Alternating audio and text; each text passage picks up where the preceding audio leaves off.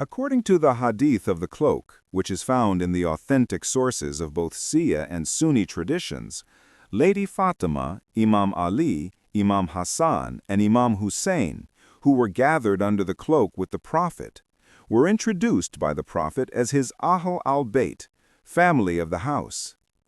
The Prophet prayed to Allah, asking him to purify them from all impurity. "O Allah, these are my Ahlul Bayt. Remove all impurity from them and purify them thoroughly."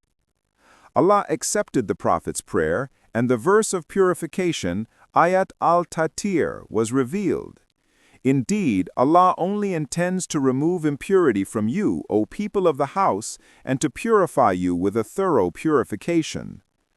This verse clearly shows that the Prophet's Ahlul Bayt are purified from any kind of impurity and filth. Therefore, their infallibility, isma, is established, as only infallible individuals can be free from all impurity. Based on this, it can be concluded that in addition to the Prophet, Imam Ali, Lady Fatimah, Imam Hasan, and Imam Husayn are also infallible.